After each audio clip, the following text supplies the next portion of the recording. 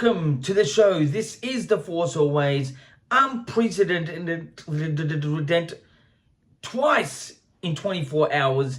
This is going to be the Bad Boys Ride or Die review from me, Diz, aka David Zammit, or the other way around, whatever you like.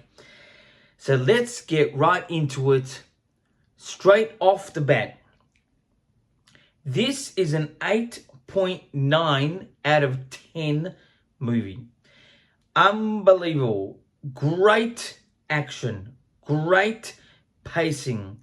Great to see Will Smith and Martin Lawrence, who's one of my favorites ever, to grace the screen again. The area that lacks in this movie is their chemistry is still great together. They're really, really good comedically, seriously, but some of the humor was just not written, to be laugh out of your seat type humor. It's okay. The humor needed to be written a bit better for these two. It just falls a bit flat.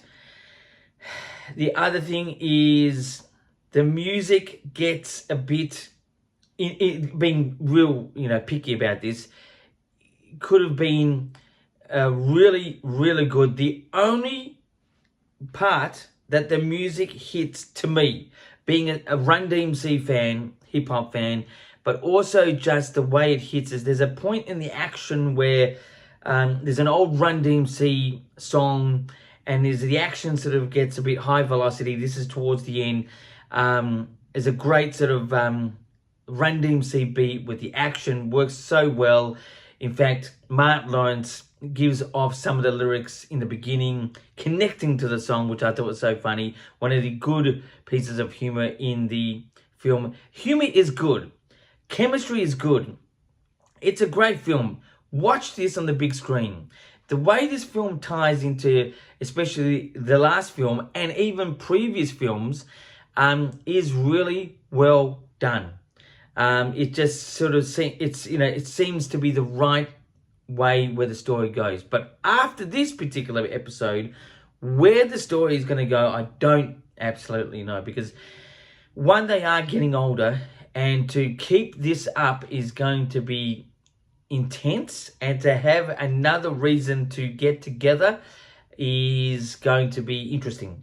And a story line, you would have to create something almost brand new. In fact, you would almost have to introduce more bad boys, if you were to say. The song, the bad boys, what you're going to do, sort of gets a little bit overdone in certain variations in the film, but a totally enjoyable film. There is actually a part, I'm going to say, I was wondering if they were going to, sort of give humor to, the whole Will Smith slap that was heard around the world sort of thing, in a real sense or in a funny sense or whatever sense. And there's a thing that happens at the start of the film where you just think about it. It just, he gets intimidated and he is about to get possibly violent. And that there, you just go, that's a good lead into another big slap that will be heard around the world. I personally think the big slap that Will Smith did was an absolutely disgrace. But at the same time, there was reason behind that, but reason for violence, in my opinion, is zero.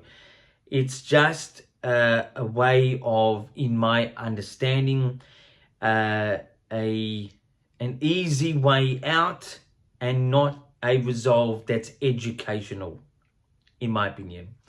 But let's leave that alone.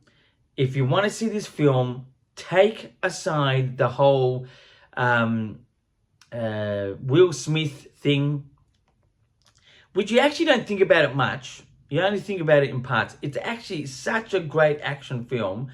It's just, and really well paced. A good story, totally enjoyable.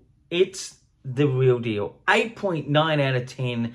That's for Bad Boys Ride or Die, which actually should have been called Bad Boys Forever. Forever. This title should have been for the third one, in a way.